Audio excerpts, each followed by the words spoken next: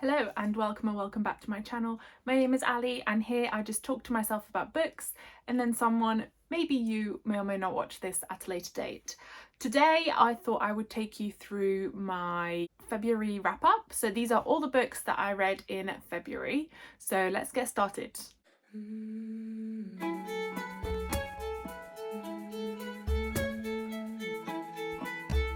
Okay, so I'm a little bit more prepped this month than I was last month, so I can get started with my monthly stats. So in the month of February, I read 10 books, and I, funnily enough, had some of my best books of the year and so far some of my worst books of the year. I had an average star rating of 3.65 stars. And it was kind of a mixture of literary fiction and fantasy. I think I will start with the worst reads and then just work my way up. Nobody hate me for this. These are all just my opinions. These are just things that didn't work for me. It doesn't mean that they're bad books and that nobody should like them, but it's just unfortunately they didn't work for me. So first of all, starting strong, we have a BookTok favourite, which unfortunately I just did not enjoy and I will not be continuing the series, and that is The Zodiac Academy. So this is the first of I think 13 or 14 books. It follows two twin sisters who are called, don't even remember, Darcy and Tori. They have just turned 18 and managed to finally escape kind of their horrible foster home situation when all of a sudden they are captured, so to speak, by somebody who basically tells them that they are actually Fae and have Fae powers that will shortly be unlocked. They then end up going into a alternate universe world, whatever you want to call it, which is essentially like a mirror world of Earth, but everyone's got powers, they're all Fae, etc. And they get enrolled into this academy called the Zodiac Academy and end up finding out something very monumental about who they truly are.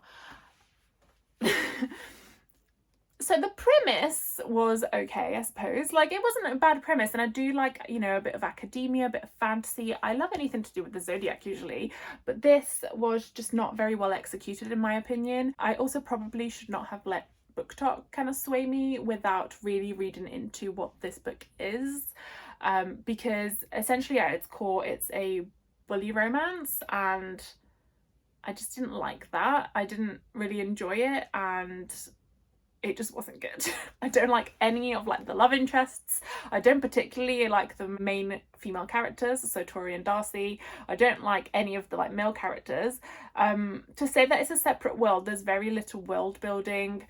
It takes the whole Chosen one an extra step. Too far, an extra step too far. And also as I said, the male characters are just awful. They're just awful. I don't want you to date any of them. It's not even a case of oh, they appear awful, maybe they'll turn out to be good at some point. It's just no, please just leave. So yeah, unfortunately this didn't work for me. There wasn't any kind of character depth. There wasn't really anything that kind of gripped me. I did push myself through and finish it because I wanted to, and also this book costs a fair bit of money compared to other paperbacks, so I was I need to finish it now, and I wanted to give it the best opportunity in case maybe it was the first 3/4 that were rubbish and then the last bit would work. But unfortunately, as I said, it just wasn't for me, and I think I ended up giving it, no, not I think, I know I ended up giving it 1.5 stars. Again, this is purely my opinion. I'm not saying that this book was bad objectively, I'm just saying subjectively, for me, I didn't enjoy this, and I personally wouldn't recommend it to anyone I know who likes similar books to me. My next lowest rated book of the month was unfortunately my book club book. So I've recently joined a book club at my local Waterstones, which I've been on the waiting list for ages, months and months, so I'm super excited to be a part of it. This was a book that had already been picked out because they pick the books 2 months in advance, and it's not necessarily something I would pick up myself. So this is The Vinyl Detective by Andrew Cartmel. Yeah, It's not really something I would usually pick up. It's not my kind of vibe. This follows the tale of a man who is a vinyl collector. So he collects LPs and vinyl records, etc. Knows a lot about kind of historical music, etc., things like that. And he is hired by a mysterious woman for a mysterious rich man to hunt down this particular record. However, they soon realize that there is more at stake than meets the eye when pretty much people start ending up unalived, and their life is put under threat as well. I don't know if it was meant to be like a bit of a joke on like the whole James Bond situation, but I don't know, I just didn't enjoy it. It didn't work for me at all. Like I finished it because it's for book club, and I'm going to be talking about it at book club next week. But yeah, again, there's a reason why this is probably not something I would have picked up. I have a really weird thing with like mystery books or like detective books where it really irritates me when the main character is just like a random person, yet they manage to like solve crimes and like murders and stuff where like the police hasn't been able to, or like the police is just not even involved. So for example, A Good Girl's Guide to Murder by Holly Jackson, I didn't like that book for that same reason. Like, I just don't know. I'm not that sort of, like, I do like crime novels, but it tends to be kind of more like, you know, like gritty Scandinavian type crime novels, like police novels, or like Agatha Christie type vibe where there is like an actual detective, etc. This just wasn't for me.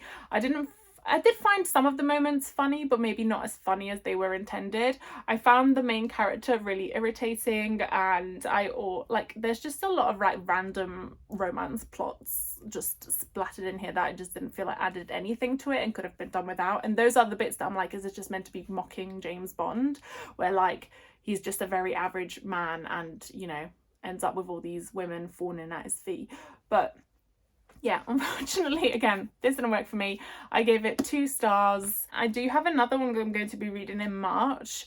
That was the previous month that I didn't have time to read book club pick. And that one I've heard really good things about, and everyone in the book club loved it. So that one I'm really excited for. Unfortunately, just this one wasn't really my vibe. And yeah, I feel like it could have ended, like, to be fair, if it had ended at kind of like the halfway mark when like the main thing is resolved, then I might have liked it more. But then it just continued and just kind of went a bit unhinged, and I was just like, okay, no, enough now.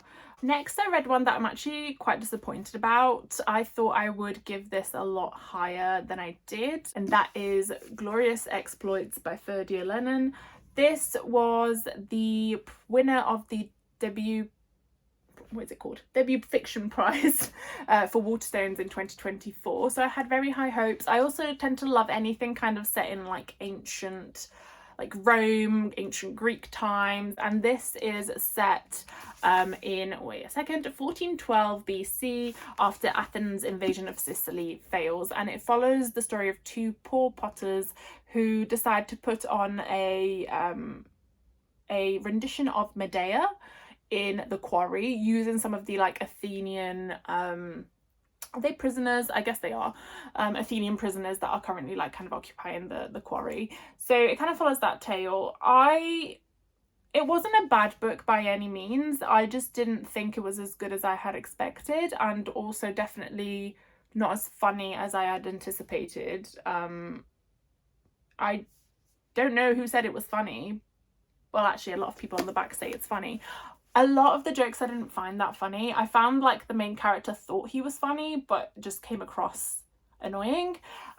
Which again, I have big issues when I don't really like the main character, but not in a way that is like intended to not like them. So there's definitely books where like you're not meant to like the main character, or like they are unlikable, but you do end up like rooting for them. So for example, R.F. Kuang tends to do that really, really well, where you have a very unlikable character, but you still really enjoy the story and you still want to know where it goes.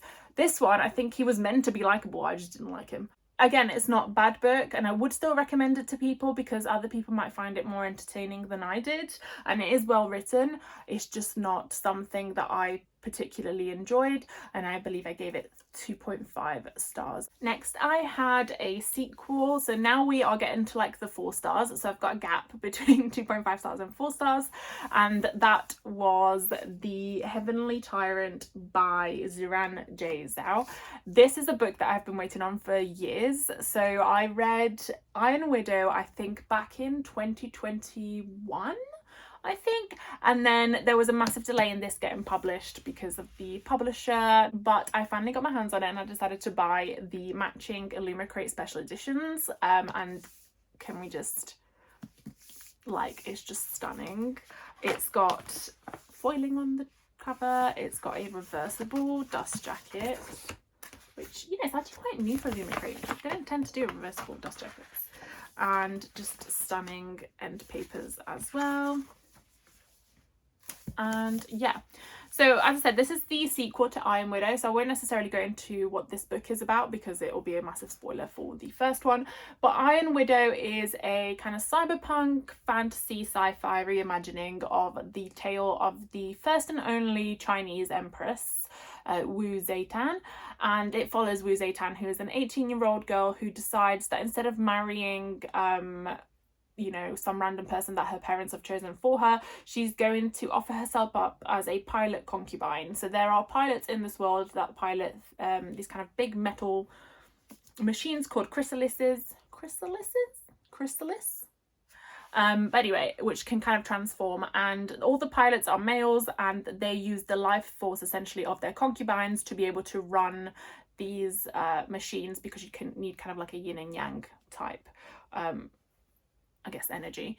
And her sister was one such concubine but was forced into it and ended up dying, unfortunately, and so she decides to offer herself up as a pilot concubine in order to be able to assassinate the male pilot that killed her sister. And that's kind of where this tale goes, and it's really, really good. I loved Iron Widow. Yes, some of it is on the nose. Yes, there's a lot of feminism. Yes, it does make out that like no one else seems to be a feminist at all, just Wu Zetian, but actually I don't think that that's that unbelievable. There were a lot of kind of like societal expectations of women, and some of them were, you know, like people were afraid to speak out, and also some people maybe thought that that was genuinely what you needed to do. So I didn't mind that it was on the nose with a lot of stuff. This one I really, really enjoyed as well. So as I said, I gave it 4 stars.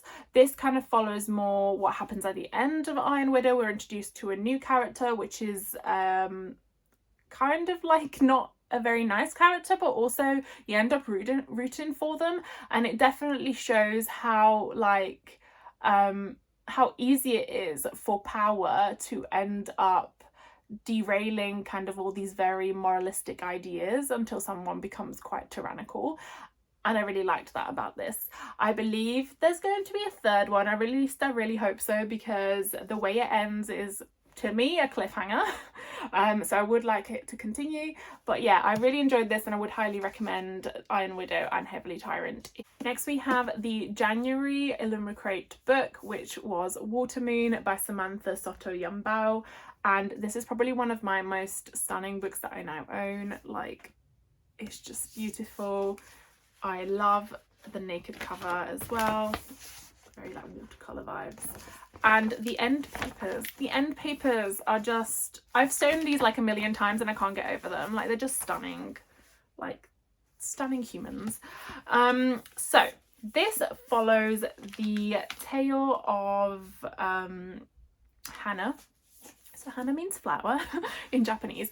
This follows the tale of Hana, whose father is the owner of a pawn shop, but like a magical pawn shop. So you can't just go there to sell anything or swap anything you want. You can only go there if you want to sell or swap your regrets. And so the shop only appears to people who really need it. Otherwise, it just appears as kind of like a standard ramen shop on a Tokyo street. Because her father is kind of getting older, he decides to retire, and on the day of Hannah's kind of first day as the owner of the shop, she wakes up to find her father gone and the shop ransacked.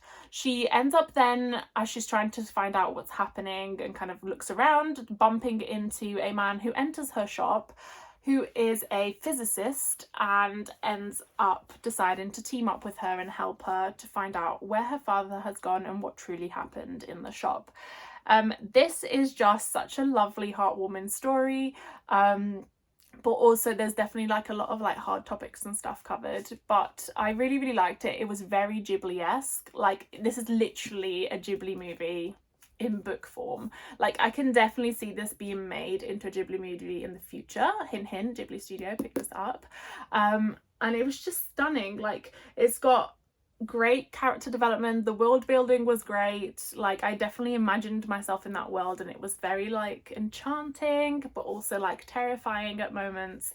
And yeah, the tension as well, it's just, this really reminded me of kind of like Spirited Away. It was that sort of vibe, and I would really, really recommend checking this one out. I'm very, very glad that I got the January box and this came in it. I did see this book at YALC, and I think I entered like a couple of the competitions they had that day to try and win an arc of it, but I was unsuccessful, so I was very happy to then end up getting a special edition. But yeah, I would highly recommend this, and it's just really, really good and really entertaining. And as I said, it's literally just like reading a Ghibli movie. Next, we had another sequel, and that is The Ashes and the Star-Cursed King by Carissa Broadbent, which is the sequel to The Serpent and the Wings of Night. Again, I won't be really covering what's in this book because it will be a massive spoiler for the first book, but I can tell you in general that the story is about Aureya, who's the adopted human daughter of the vampire king. She was found as an orphan when her entire village and family was kind of decimated by the vampires themselves, albeit another vampire tribe. So in this world there are numerous vampire tribes. They have different attributes, so for example different powers and also different wings. So there are groups of vampires that have feather-like wings, so like a bird angel type vibe, or bat-like wings, which is kind of what you'd expect of a stereotypical vampire. So Aureya has kind of grown up in this vampire world, trying to basically not be seen as the food source that she is to other vampires, and training to become strong enough to be able to defeat them. And a legendary tournament which takes place every, I can't even remember how many years, like 72 years I think, it's definitely a long time, has come around again, and she decides to take part because the winner will be able to ask for a wish from the goddess of death herself, who was the one that created the vampire race in the first place. However, it's not very easy to win this because, as I said, major warriors from all the different groups of vampires, all the different families of vampires take part. And so Aureya decides to team up with a mysterious rival, kind of frenemy at this point, to be able to succeed, and that is Rain. Rain is a ruthless vampire, a killer, etc., and she doesn't trust him, but they do end up teaming up to be able to kind of win the competition. I felt like The Serpent and the Wings of Night, I felt like was very overhyped. So I ended up being a little bit disappointed. I think I gave it 3.5 stars, which is not a bad rating at all, but definitely less than what I had anticipated because everyone seemed to be saying it was like a 5-star read. But this one I enjoyed even more, and it is chunkier, so maybe I don't know if it's just a case of like more happened and there was more development in terms of world building and characters.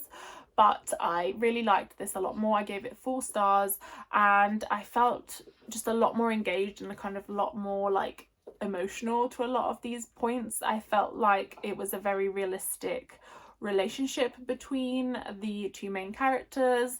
I felt like the sense of like betrayal and that development from enemies to rivals to colleagues, I guess, to friends, to lovers, was done very, very well.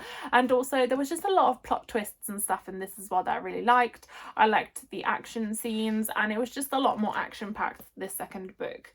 Not saying that the first one wasn't, I just felt like this one was even more so. There's also a lot of politics and stuff in this one compared to the first one, and again it's something that I really enjoyed. So this is the main duology of the Crowns of Nyaxa novel series, but there are are others coming out. So I believe there's already 2 standalone novellas, and there's going to be another duology coming out shortly. I believe the first book of that one's already out, but I'm going to be picking them all up in paperback because, as you know, I like my books to match in format. So I'm going to wait until the novellas are out in paperback, and also the first novel of the next duology is out in paperback before picking them up.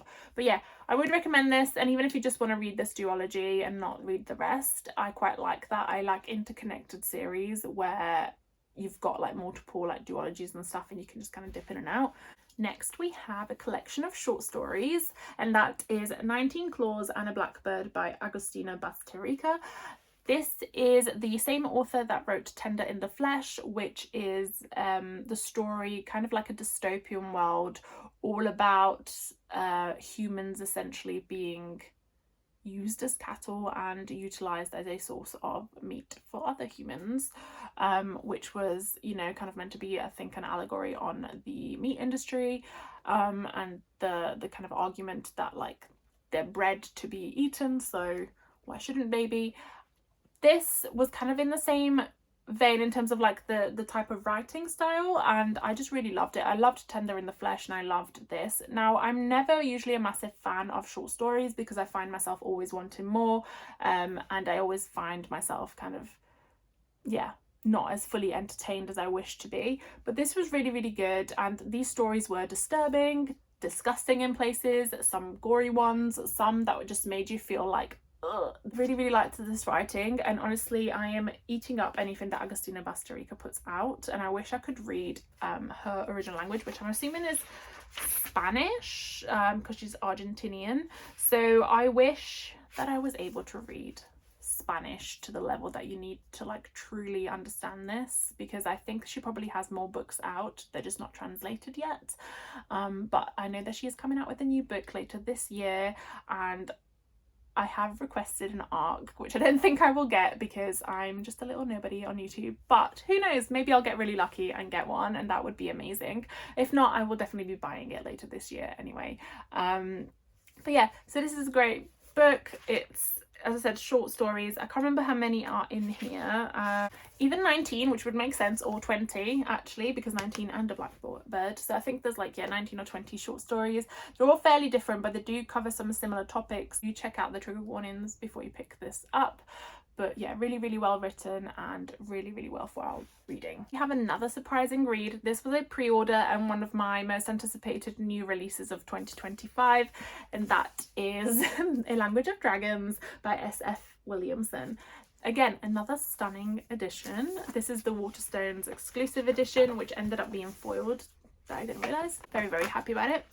And this is the story of Vivian, who in 1923 alternative London decides to try and fast track her attendance at university. She's already done some things that she's not overly proud of to try and get up on this ladder, let's say, to try and get, you know, into an internship sooner rather than later. However, unfortunately, one day her parents are arrested under suspicion of being rebels and aiding the rebellion against the, is it Empire? I don't remember if it's an empire, whatever. Anyway, she ends up in trying to save them or trying to find out where they are, she ends up starting a civil war because she ends up breaking the treaty between the humans and the dragons. So in this world there are numerous groups of dragons that again used to eat humans, but they've done like a treaty. So yeah, there is also like different social classes for the humans, and you've got your first class that obviously are like the richest people, they're able to get like the best healthcare, etc. You've got your second class, and then you've got your third class, and third class are like just left to kind of deal with all the scraps. They don't have healthcare, they don't have anything, and so there is kind of a sense of inequality amongst these classes that is related to the treaty with the dragons. And there is also a dragon queen, which is dealing with like the head of the commando, I don't remember what they're called specifically in terms of terminology. But anyway, after inciting this civil war, Vivian thinks that she's going to be arrested. However, she is offered the opportunity to help aid the war efforts by becoming a language decoder in Bletchley Park. So historically, Bletchley Park was where the Enigma machine was and where people were stationed to be able to intercept and decode secret messages coming out of Germany and Japan during World War II. And that's kind of like what this is based on. So this takes place between World War I and World War II, and it's kind of meant to lead towards the, I guess, the breakout of World War II. But instead of decoding German and Japanese, they decode dragon languages. And yeah, it's kind of like a dark academia type vibe. Definitely a YA and also a fantasy. I did not expect to like this book as much as I did. I also did not expect to cry as much as I did.